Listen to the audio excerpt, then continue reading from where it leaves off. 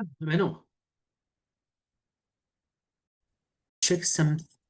Yeah, I've got to check that it's right here because, um, right. Okay, it should be all right. Yes. Okay. Let me see. What's this here?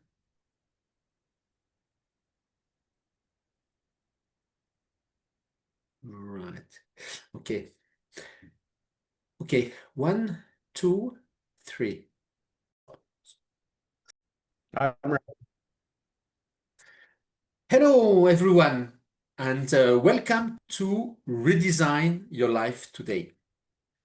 I'm Daniel Kobryner, your host. I'm a mental fitness coach, and I'm helping people to live live the life they want. It means with clarity, with confidence, and for me, everything it's about transformation. And this podcast is as well about transformation. I like having guests who have had big transformations in their life and help this planet being a better place. And today I'm very honored to have a very, very special guest. This is Robert Collin, and Robert is really someone amazing. Robert has taught and researched and published several books. It's about law, social work, urban and environmental planning. This over 40 years.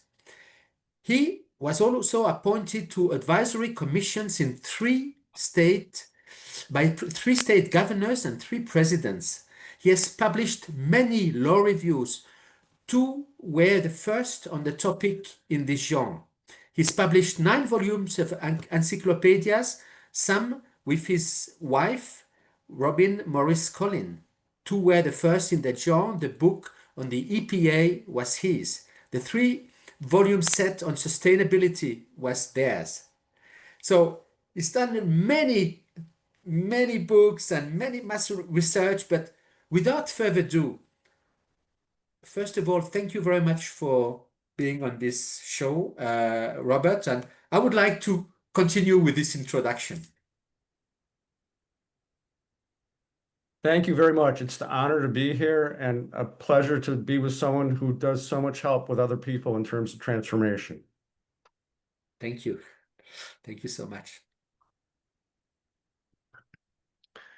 In my work, should I continue? Of course, yeah, yes, Robert. Yeah, the floor is yours. Sorry, just exactly if you want to introduce yourself further, because I just gave a very small part of who you are. And if you want to tell us about your story and what is the journey which brought you to where you are now? My story is as an irrepressible, unstoppable force of personal nature that compels me to engage and to write. And I have always, since a young age, looked at my own privileges as creating a duty, a responsibility to help other people, to always do that, other people and nature. But occasionally, it irritated people around me. As a writer, you have so much more to say than you could say in a conversation, hence all the encyclopedias and the writing that way. I've written about very unpopular topics like environmental justice and racism, but nonetheless have never been refuted and much cited and probably as much plagiarized. If I take my ego out of it, I don't really care. It's the thought that counts. It's really the thought that counts. In terms of transformation, I've been told I have 9 lives. I think I've used up 10 of them, so I'm wondering about that. I've taken lots of risks in the mountains as I explore environmental issues. I've gone into very hostile environments, never any direct harm to me. My wife stays home. So there's been transformation in terms of where I've worked and lived and played and worshiped, all sorts of things. And the question and what my nickname was as a high school student was, but why? But why? I always ask why, seeking a deeper meaning. And the purposes, my purpose is to help protect people and the environment. Now, one of the first books on climate I came out with was Climate Change in the Classroom. And I'm an activist and I work with power. So I work with state legislatures. And the preface of that book was designed to get legislation passed in the state of Oregon to get climate change in the classroom mandatory. And it passed this June. So it's a little bit heavy-handed in the beginning. It's a #1 bestseller right now in climate finance. And my approach to transformation is to help transform others. So in that book, 70% of the world has climate anxiety. 45% say it interferes with their daily lives. So when we're looking at high school students, they are our future leaders. As President Obama said, they are the first ones to feel the effects of climate change and the first ones that have to adapt to it. And that really pushed me back into writing. I was happily retired. I enjoyed my dog and my wife, but I thought I need to pursue this climate change issue. So with the climate anxiety, I have social work magic that I use to reduce that, and members of your audience may find it useful too. I end up talking to their parents, the teachers, the school boards, and the communities about this because it's just not the children. And the first step is to say, it is okay to feel climate anxiety. You are not weird. You're not stupid. There's nothing wrong with you to feel anxiety about this. It's free-floating anxiety. As many of your clientele seek purpose in their lives, this free-floating anxiety gets right in the way. So the first thing I try to do is to normalize this with the statistics that I just gave you. Mhm. The second thing I do is try to give them agency. I point to successful case studies of climate adaptation around the world, of which there are many. And what this does is help prevent a sense of helplessness. All of a sudden, you have agency and you're not helpless. And this is a start. And perhaps as a young man, you were like this. I show them the next whiz bang magic thing that hasn't been scaled up to be a policy yet, but that the millennials, being smarter than me, have come up with. And this gives them hope. So they have reduced anxiety, they have a less helplessness, they have agency, and now they have hope. And that really breaks the ice for a transformation where they learn. Now, I don't tell them, and now you need to be a future leader. We have a lot we're expecting of you, because that would create more anxiety. But when I talk to the parents, if you don't talk to the parents and transform them with this attitude, the children will not transform. School boards are very political and often not included. You need to talk to them, no matter what their political stripe. I don't pass judgment on that. One group I include a lot, and it's perhaps a weakness of mine, but are librarians. I love librarians. Alexander the Great and his moving library became the model for what became the Great Library of Alexandria. And so this knowledge base is extremely important. An aspect of the latest whiz bang thing is to look at what has occurred recently in terms of science development. With the development of infrared LiDAR, they have discovered 150 miles east of me in Washington, D.C., under the salty Atlantic Ocean, a huge body of fresh water in the last 3 weeks. No one knew this. Now, Wow. I know off the coast of France, there are freshwater springs under the ocean that come up. I'm aware of that. All oceanographers are. But this is an amazing thing. Another new development that these children have in their arsenal of future leaderships that's transformative. Knowledge is transformative. And this knowledge is where all the water in the North American continent, underwater water, goes. We never knew that until about 6 months ago. So now we can tell where the polluters are. We can tell a drought. How did our generation predict a drought? We looked at the sky, we looked at the jet stream. No longer. They look at the underground water and they can predict where a drought will occur better than meteorological models. The other thing I push that's scary for our generation, the digital divide for older white males, is artificial intelligence, AI. AI predicts the weather better than meteorological models that we have. So a regular farmer needs to harvest his crops, but he can't do it in the rain. He's going to use AI because it matters. He has skin in the game with that. So the climate education in the classroom book is full of resources. I talk money. I talk about careers. I talk about realistically engaging your students, not just in science, but in art and literature, and however the student is motivated to become engaged. And I see a big sigh of relief, some from the students, but people are afraid of math and science sometimes, but from the parents saying, oh, okay, we can talk about climate change and adaptation that way. The second book that won an award from librarians as the best climate change book in 2025 is The Climate Adaptation Generation. And I get real there. I may not be scientifically accepted in some of I'm very inclusionary. I don't exclude anyone. I don't have to believe them or judge them. I include them. So Mhm. in my book, I include emergency responders. Now, with natural disasters getting bigger and bigger, the range of emergency responses increases. And we all become emergency responders. A mother seeing her drowning daughter in a river is an emergency responder. We all need to know about emergency responses. In Mhm. Texas, 6 weeks ago, there was a flash flood. With rain intensification, we're going to see a lot more of that, a lot of heat where you are too, heat waves. And so with this flash flood in Texas, there were 400 Boy Scouts.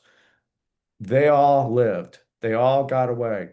Upriver a little bit, where the flood wasn't even as high, people were not prepared. They died. Kids, children, young children died. Mhm. So it's as stark as that. And one simple intervention in the classroom about agency and hope and engagement and understanding this will save lives. A tragic case that occurs around the world, a flash flood occurs, a child goes down a culvert, they can't get him out and he drowns. How do you solve this? You put a simple grate over the culvert. You train the child on stay away from flash floods. The simplicity will drive us mad, in terms of that. The climate adaptation book and all my books include something that will be very transformative for you and your audience is flourishing, the Harvard study on flourishing. Now, I don't want to go back to how we were with climate adaptation. I specifically create optimism with the goal of flourishing, of being secure. It's not about money. It's not about increase in private property values or decreases in insurance. It is about being safe, what a lot of sociologists would call ontological security, that we can blossom and grow and become part and one with nature. Trees lining the streets that give us shade may stop from heat, but they also provide a sense of happiness, of security, of oneness that the Harvard Flourishing Study, that's a global study that's receiving great coverage everywhere, is a new way. Now, to be in mid-career and want to you're wanting something. Well, what is it you want? What is it? But why are you feeling this drive? Where does that come from? You'd like to flourish. You're not feeling flourishing. You're not feeling engaged. And so as the environment closes in on us through climate, global warming and climate changes, we're feeling more trapped. We're feeling more anxiety from that. Mhm. So by a focus on flourishing, and I'm the only one that does this, It's the social worker in me. I'm a social worker at heart, a couple law degrees and other degrees, but in my heart, I'm a social worker. The flourishing aspect is an empowerment aspect. You become and you have agency in what are the things you can do. I also try to reframe the issue of climate change because it's become politically polarized. I make it pragmatic. I include librarians. I include emergency responders. I include earthquakes, which, by the way, are not considered a climate impact, but they really do affect communities. There's a synergy of natural disasters that can occur that are related to each other that people have to live with. But with a goal of flourishing and a practicality that is undeniable, that is pragmatic, I depolarize the issue. I don't make it liberal or conservative. I make it realistic. What has come up in the UK has been the carbon tax and how you want to be net zero in 25 years. And well, I won't be here, you won't be here. And it's very expensive, and energy is very expensive because of the UK's commitment to net zero. I don't believe that will make much of a difference. I think alternative energy sources, and that was one of our encyclopedias, a 2-volume encyclopedia on energy, uh, should be looked at and subsidized completely right now. I was aghast to hear that they had shut down the wind turbines in the UK because of expense, while at the same time charging the majority of the population huge amounts for a net zero goal for 2050. Uh, it's well motivated.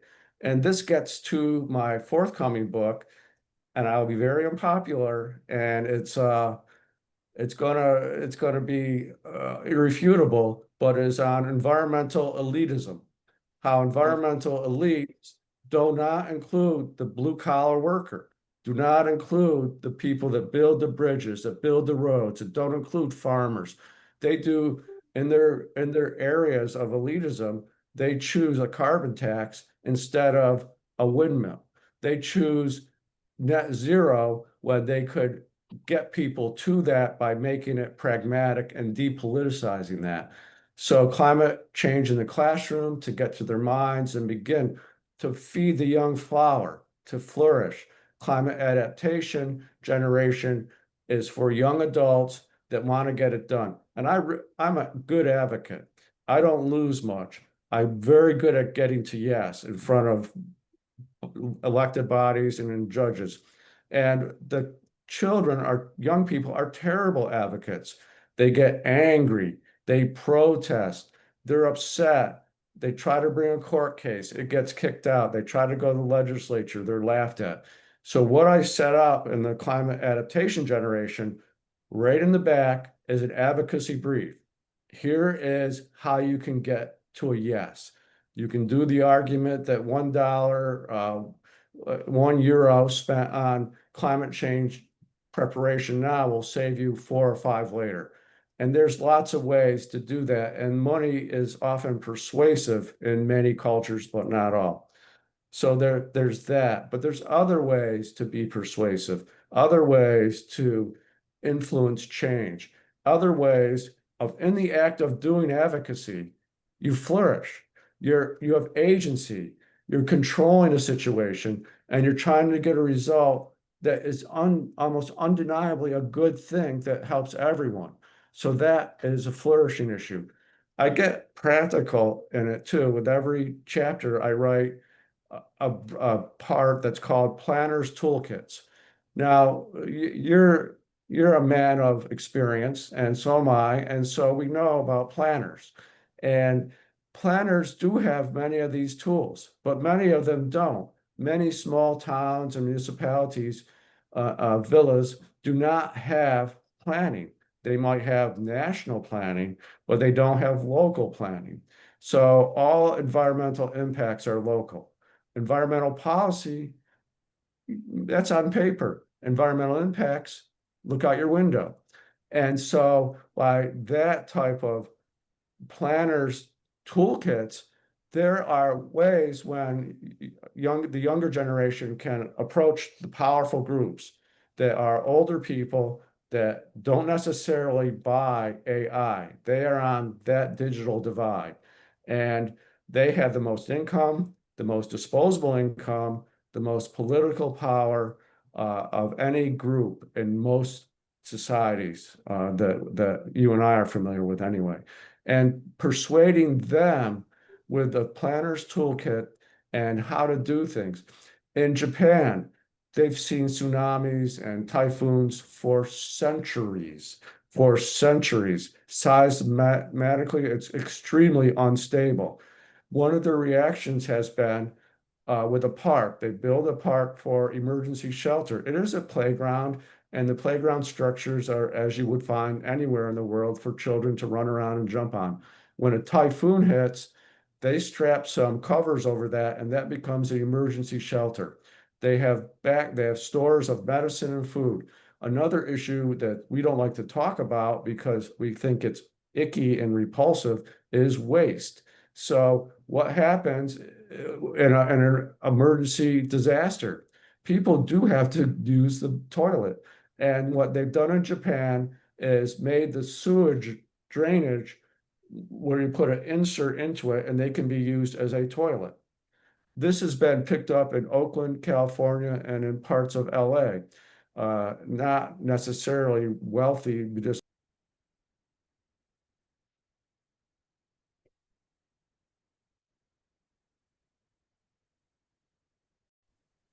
and so the Netherlands has been underwater, and with sea level rise, it's not just the water's getting higher, the storms get bigger, the desalinization of coasts become bigger. A large global urbanization, a lot of that growth is along our coast. There's a lot of real estate in Miami, Florida, that is going to be impacted on climate change. One of the things we're doing, sadly, is what I call fortress planning. So if you can afford a giant seawall and a big wall around your property, you might be protected. But what happens when you build a seawall is the energy that's directed from that seawall goes where there isn't a seawall. So it forces saltwater intrusion deeper into Florida. So there is a problem with that type of elitist mentality. Mhm. The with all that, and so these three, two books done and one on the way, are really trying to be transformative, to move people that are searching for meaning. What more meaning would you have but to flourish? And what more do you need to flourish than to understand the land, air, and water around you in a way that reduces your risk, your anxiety, and your fear? And to do so, and you have clients, if you say, well, you'll feel better by paying a very expensive carbon tax that will take effect in 2050. How do you feel? You're not going to feel flourishing. You're going to feel a bit lighter because your wallet is emptier. And so that is not what I'm talking about. I'm talking about pragmatic, brass tacks, right now approaches that can be done with people, for people, by people in classrooms, in communities, and in state legislatures. One of the issues, and I've had a lot of experience, is courtroom decision making. I don't think that's been very useful. For one thing, there's no one that's in a court case that isn't feeling anxiety. It's a very anxious situation. And the environment doesn't have representation. I was married in New Zealand and I taught at the University of Auckland. And I had the but why question. Why do they have such an environmental ethic in New Zealand? Why do they have that? Because the environment does have representation in New Zealand. It is a party to decision makings in all types of property decisions. Why? Where does that come from? Well, to some extent, the indigenous people have had to climate adapt for a long time. So they know things like that. But another factor was the gentleness of the environment. It's a very gentle place. There's nothing poisonous. All that's in Australia. Nothing in New Zealand was poisonous. It was very safe for everyone to go in the environment. And the third factor was the increased labor participation rate of women. Women, 93% of women that can work do work, whereas in the US, it's never really been above 62%. So I don't want to sound sexist, but by having more people included that to make decisions that take care of children, that we have a flourishing aspect. That's what made New Zealand different. They looked at flourishing. They included farmers. Years ago, when you went into New Zealand, flew into Auckland, they would walk down the aisles of the plane, spraying pesticides on everyone that was there because they were a rural nation with crops and farms and things like that. And they didn't want to take any risk of any contamination with that. When they tried to privatize, Thatcher was very popular with privatization in the UK, and they tried to imitate that. They couldn't afford to pay for their bulk containers that were at the port, and the Japanese repossessed them, and the ships could not come in, and the meat rotted in the harbor. So that really didn't work out and was counter their culture. So some cultures have a focus on flourishing. They might not have the highest level of prestige of the G20 nations, but nonetheless, they have a degree of flourishing. Now, flourishing did a country measure. It looked at the UK. The UK was low on flourishing, was very low on flourishing. I was shocked and surprised. But there's a lot of anxiety in the UK. There's a lot of concern about financial security. There's a lot of concern about many things. Mental health is a big concern. I think you're finding this in some of your practice. This is a big concern, and it's not to be dismissed. It doesn't help to tell people, don't worry, be happy. That does not happen. Now, what I think is undergirding some of this recent concern in the last 10 years is the huge heat waves and floods that are coming through the UK. Massive flooding occurring, not really ready for it. Germany had massive flooding. They weren't really ready for it. This is very anxiety inducing. So I'm trying to reach out to vulnerable people. One of the things I've done is to do an audio book of climate adaptation. And the reason for that is, can you imagine being blind and hearing a flood? How terrifying that would be. So many are being in assisted living and not being able to hold a book up. But I do a trick with this book. As an audio person, you might appreciate that, is I use 7 different voices per each chapter. Each chapter starts with an African seer with a statement. I have a young African man discussing things. Some people say, oh, he sounds angry. He doesn't sound angry to me, but I take note when they make that comment. I have corporate men, corporate women. I have a yoga teacher, different voices. And then why? Why does Bob do this? Because I want people to hear someone that sounds like them. In terms of facilitating transformation, it helps to have someone like you. When your clients look at you and you're somewhat like them, they trust you more. You get across more. Trust is very hard to create, as you know, and very, very easy to destroy.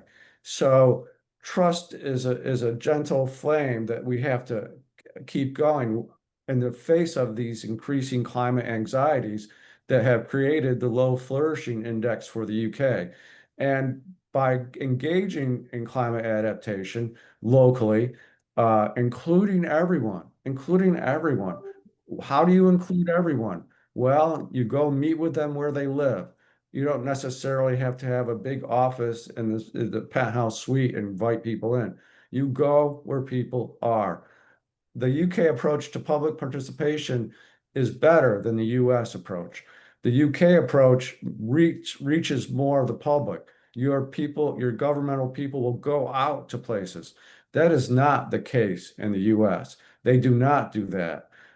They don't have different languages. You don't hear people that sound like you at a public meeting for many of the cultures, and the vulnerable cultures in particular. The danger of the climate adaptation methods are the dangers that blue collar workers face, male and female. They're outside a lot. They see the sun. They get hot. They get strokes. They get heart attacks. They get asthma. It is a very dangerous occupation. And that's the reason why elitists have shunted that away. But if we don't become a little bit blue collar, all of us, then we won't be able to, as a village, as a country, flourish. We need everyone to be in that boat. So, The environmental elite is covered by about 10 different social institutions. Many of these social, including the military and religion and education and philanthropies and big money, what I call FIRE, finance, insurance, and real estate. Very powerful. The three biggest financial investment companies in the US has a gross domestic product bigger than the US themselves. They are bigger than countries. They are bigger and they drive the decisions in ways that don't go for climate adaptation, but go for plans that come up like carbon trade and emissions trading. I'm sorry, emissions trading never worked because there's never enforcement enough on the regular emissions. People don't understand that environmental impact statements are advisory only.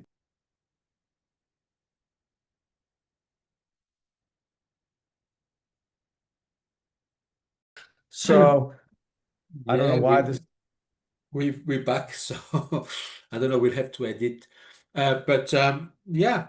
So Robert, I heard you saying at the beginning of the conversation that there is hope. There is hope. I mean, you said that, if I understand, everything starts with education and it starts at an individual level. People have to be made aware and from childhood about what's going on. Yeah. And Yeah, what I heard as yes. well is that in some areas you talk about this huge amount of fresh water which was found under the ocean, and as well as the farmers. And I've seen programs where they go with the drones and they see exactly where they have to irrigate because in some areas they don't need, in some they need more. So when I hear that, it seems like although there are big issues and bigger storms and bigger floods, but with the technology, there are possibilities of dealing with that in the future. Am I correct in saying that? Very correct. With the drones in agriculture, it goes beyond just water. It goes to where you need fertilizers, where you Oh, need exactly. pesticides. Yeah, yeah. Everywhere. It's a wonderful thing. It's much more efficient, has a lower environmental impact, creates productivity. Uh, they have they have drones that are connected to tractors that have no drivers that carry the fertilizers and pesticides and determine where irrigation goes. These tractors are tied to what the drone feedback is.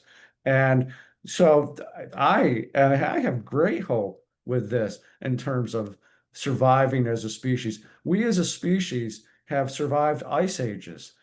We've survived volcanic eruptions. We as a species have a responsibility to the planet, to Earth, to the ecosystem at large because of our tremendous intellectual abilities.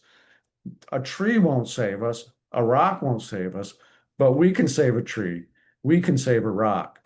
And the ability to move forward is faster than the words that I'm saying to you. It is moving so quickly. The plastics in the ocean has been a huge issue. There's enough plastics in the US in every human being, including myself, to create a credit card in your brain. That's how many plastics are everywhere. Now, I wish I had some credit in that credit card, but I don't. But nonetheless, the Dutch have come up with a machine that gets rid of plastics. The Japanese have come up with a biological bacteria that can digest the plastics. We Yeah, I've we seen are this. it's an amazing thing. These are amazing things. these are some of the case studies I use as whiz-bang types of things to give people hope. And it's not just the students, it's you and I and the entrepreneurs who've been successful. It's a very high tension job to be an entrepreneur. The risk that you must take, the fear of loss at all times sort of hangs with you, but to try find a greater purpose. Now, if you don't have children, what is your purpose? People with children say it's my children. Well, if you have children, then you have a big sense of purpose with the climate and the environment. So trying to, the intergenerational aspect of it, I stress a lot. And it doesn't have to be your progeny. It has to be just generation of different generations. One of the things that they're finding out, it's an amazing thing, it affects every beating heart that's hearing this, is epigenetic impacts, impacts that your ancestors felt that are in our genes. Excuse me. And so that will bring a new age of medicine. Now, you're still a young man, but you can remember telemedicine, where it was you talk to the doctor on a Zoom screen, and it was, wow, that's very strange. Well, they will be able to genetically program medicines that can cure cancers. We've gotten cancer beat on many, many levels. One of the most anxiety, fearful things in anyone's life. And I anticipate even greater changes with that. So the cancer-causing elements of our polluting uh, structures in terms of how we produce goods and goods and some services, of having externalities that we call environmental impacts. They're external to the cost of production plus profit equals price. You don't see, you see labor sometimes, but you don't see environmental impacts. So one of the things that we haven't been responsible for, and I feel responsible for, and what motivates me in terms of transformation are cumulative impacts, cumulative, bioaccumulative. They accumulate. Now we know about metals. We can see metals easily. You go and take an X-ray, you see the lead in your bones. We cannot see other things. Arsenic, they've just found a way to determine what arsenic exposure people have. And lead has a terrible effect on young people. It stops neurological development. It can create uncontrolled anger responses in those school. They went to school with the internet. You remember, I'm sure, before the internet, it was a different world. Before cell phones, you could just walk out the door and go anywhere you want to, and you wouldn't have to tell your parents. Well, it's the communications technology that we have right now, and I'm sorry that my connection's so poor. I wish that would improve. But global communication technology is amazing. And so we're seeing in sub-Saharan Africa what the farmers are doing to survive, because climate adaptation in many cultures is sheer survival. It isn't frivolous. And so by seeing this and knowing this and using these case studies of plastic and these types of issues, we begin to get into a new area that will determine the rest of our lives, is geoengineering, big engineering, engineering on a scale we've never heard of before. And I don't know if I'm being old and kind of fuddy-duddy about it, but it does sort of scare me a little because the impacts can be unintended in some ways. The global ocean is a tricky place. We don't really know everything about the ocean. It's an unknown frontier. It's deeper in places than we thought. It has pockets of a type of rock they found 200 miles south of Japan that burns extremely efficiently with no emissions. It's a massive new energy source. So the concern we're having about energy and global climate change may well be reduced very quickly. They can produce electricity in sneakers, athletic shoes that you're walking around in. It's called piezoelectricity. It's from a French scientist, Pizio, who saw energy come from crystals that moved. So now in Australia, 20 years ago, they developed fake diamonds. When I die, you can carbonize me and make me into a nice diamond. It costs $25,000. You can do it for your dog. It takes $8,000. So they've used these crystallization. We're valuable sometimes, And so in helicopter blades, helicopters run out of petrochemicals very fast.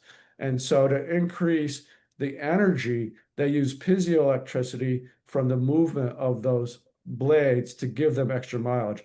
And just yesterday, I saw a program on how they're using electricity in planes. They have hybrid planes. So when they don't need to burn the jet fuel, which is a lot of emissions, you have electricity in terms of the batteries and solar power on the wings. And it has huge mileage. It's a very quiet flight, without the roar of the engines. And so it's been successfully developed. It's not commercial yet, but nonetheless, the big brouhaha on air travel is its carbon footprint. Well, Well, so now thank you so much. I mean, it's been fascinating, Robert. I could we could listen to you for hours, but unfortunately, uh, y- so I would like to ask you like a last question. I mean, obviously, you've seen over these 40 years all these changes, and what would be like three tips you would leave with the our listeners, about the environment?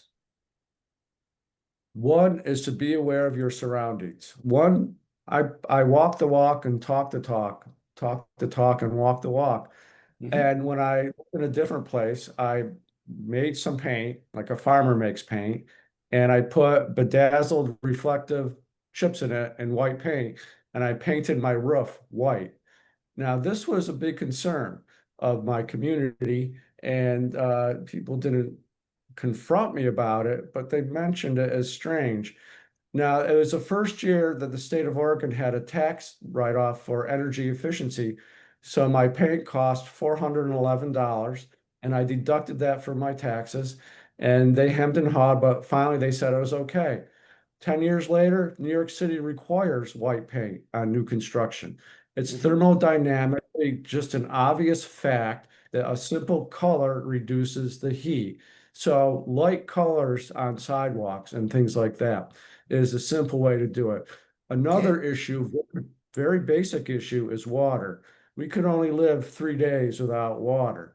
So rain barrels and on the gutters to collect rain off the roof. I have 5 50-gallon rain barrels from the gutters of my house here. So that's a very simple way to do it.